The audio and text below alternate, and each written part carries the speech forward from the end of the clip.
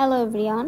তো এখন একটা চোখ আর্ট একদম রিয়েলিস্টিকভাবে কিভাবে করা যায় সেটাই আপনাদের সাথে শেয়ার করব। এটা একটা রিকোয়েস্ট ভিডিও। অনেকেই আমাকে ইনবক্সে কমেন্ট করেছেন এবং মেসেজ দিয়েছেন, আপু একটা রিয়েলিস্টিক চোখ কিভাবে আর্ট করা যায় একটু শেয়ার করেন। তো যেহেতু আজকে মানে একজন অ্যাক্টরসের ছবি আর্ট করব, তো ভাবলাম তার চোখটাকে তো রিয়েলিস্টিক আমাকে করতে হবে, তো আপনাদের সাথে শেয়ার করি। প্রথমে চোখটাকে এঁকে নিলাম।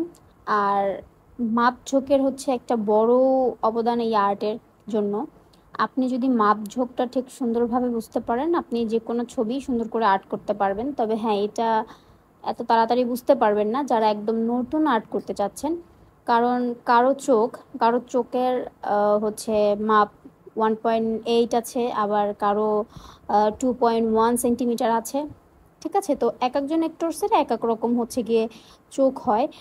কারোটা হচ্ছে 2.00 সেন্টিমিটার হয়, আবার কারোটা 2.1 সেন্টিমিটার হয়, আবার কারোটা 1.8 সেন্টিমিটার হয়। যাই হোক, অনেক কিছু বলে ফেললাম, তো আসল কথায় আসি। সেটা হচ্ছে কিভাবে একটা চোখকে আপনি রিয়েলিস্টিক করবেন। প্রথম থেকে তো ভিডিওটা দেখেছেন, আমি অনেক কথা বলে গেছি। তো এখন বলি পেন্সিলটাকে কিভাবে ধরতে হবে। পেন্সিলটাকে ধরার নিয়মও ভিডিওতে দেওয়া আছে, সেভাবে ধরে আপনি স্কেচ করার চেষ্টা করবেন।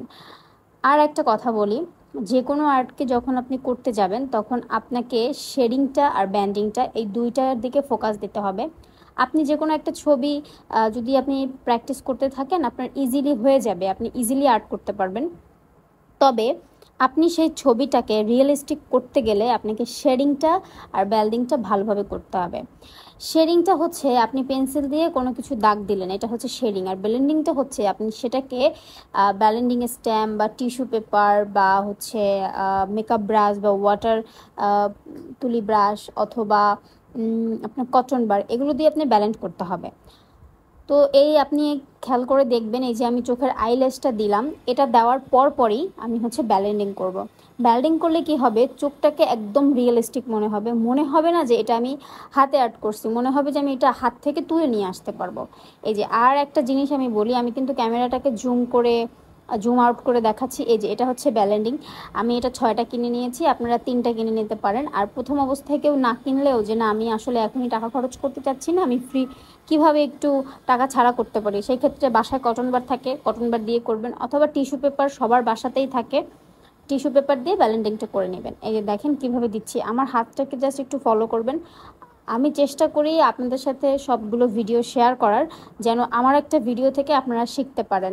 এখানে শেখার জন্য দিয়েছি। যাই হোক, এই যে আমার কিন্তু আইল্যাশ দেওয়া শেষ। এবার আপনি দেখেন আমি নিচের পার্টটাকে কিভাবে রিয়েলিস্টিক করি। এটা হচ্ছে চোখের যে নিচের একটা ভাঁজ থাকে, আমরা যদি কোনো মানুষের দিকে তাকাই মনে হয় তার চোখের নিচে একটা ভাঁজ আছে। এখন আর্টের ক্ষেত্রে তো আর সেভাবে ভাঁজ দেওয়া সম্ভব না, তার জন্য আমাদেরকে এই শেডিংগুলো করতে হয়, দেন ব্যালেন্ডিংগুলো করতে হয়। তো এই দেখেন আমি এই যে এটাকে কীভাবে করছি, পেন্সিলটাকে বেশি মানে শক্তি প্রয়োগ করা যাবে না পেন্সিলে, মাথার দিকে, মানে পেন্সিল যে অংশ থেকে আমরা আর্ট করব সেই অংশটা না, উপরের অংশটাকে আমরা জোরে মানে জোরদার করে ধরে আর্ট করব, কিন্তু স্মুথ থাকবে, মাথার যে দিকটা থাকবে সেটা স্মুথলি আমাদের মুভিং করতে হবে পেন্সিলটাকে আর কি।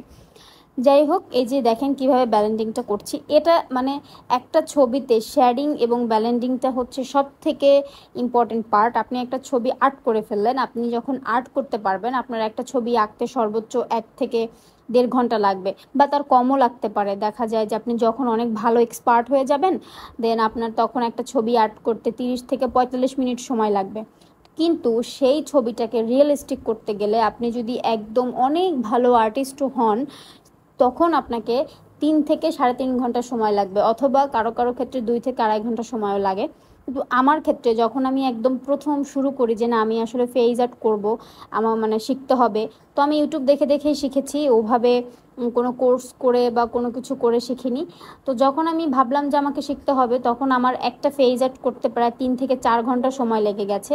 এবং মানে একটা না 2 থেকে মানে 3 থেকে 4 ঘন্টা একটা জিনিস আর্ট করার পরে আপনার কিন্তু ব্রেনেও হচ্ছে কিছুটা সময় প্রেশার ক্রিয়েট করে যে আর নিতে পারছে না, তখন আমি ওটাকে ছেড়ে দিতাম। দেখা যায় তো পরের দিন আমি ওটাকে করতামও না, আর 2-3 দিন পরে আবার সেই আর্টটাকে ধরতাম। মানে একটা আর্ট করতে আমার ম্যাক্সিমাম তখন 3 থেকে 4 দিন সময় লেগে যেত।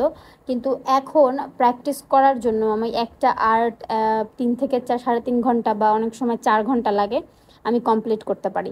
কারণ এখন ওই যে প্র্যাকটিস করতে করতে ধৈর্যটা হয়ে গেছে। যাই হোক, অনেক কথা বলে ফেললাম।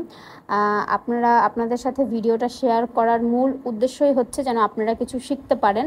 কারণ বড় বিজ্ঞানীরা তারা বলে গেছে যে আপনি যদি কাউকে প্রপারটা দিতে পারেন তাহলে আপনিও হচ্ছেন প্রপারটা নিতে পারবেন। হ্যাঁ, তো আমি চেষ্টা করি আপনাদেরকে একদম সঠিক কিছু তথ্য দেওয়ার জন্য, কারণ যেভাবে আর্ট শেখা যায় এর জন্য আমি আপনাদের সাথে আমার কিছু ভিডিও শেয়ার করি। ভালো লাগলে অবশ্যই লাইক কমেন্ট ফলো করবেন, পাশে থাকবেন।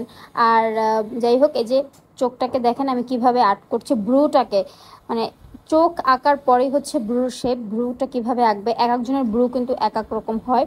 তো দেখেন আমি কিভাবে আর্ট করছি। আমার কাছে মনে হয় কি যে কোনো আর্টই আপনি চাইলে করতে পারবেন। আমি কিছুদিন পর আমার এই আর্টটা কমপ্লিট হওয়ার পরে আপনাদের সাথে আমি কিছু ফ্লাওয়ার্সের কিভাবে ইজিভাবে ফ্লাওয়ার্স আর্ট করতে পারবেন সেটা দেখাবো।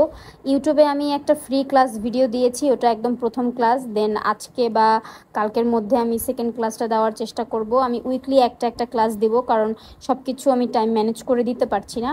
তো আপনারা ইউটিউব চ্যানেলটাও ঘুরে আসতে পারেন, পাশে থাকবেন আর সবসময় আমাকে সাপোর্ট করবেন। আপনাদের একটা সাপোর্টের জন্য আমি অনেক উৎসাহ পাই যে আমি আসলে একটা ভিডিও করি। কারণ একটা ভিডিও করতে 3-4 ঘন্টা বা 5 ঘন্টার একটা ভিডিওটাকে একদম সংক্ষিপ্ত 2 থেকে 30 থেকে 40 সেকেন্ড বা 20 সেকেন্ড করাটা কিন্তু অনেক কঠিন ব্যাপার। যাই হোক, ভালো থাকবেন, ভিডিও শেয়ার করবেন।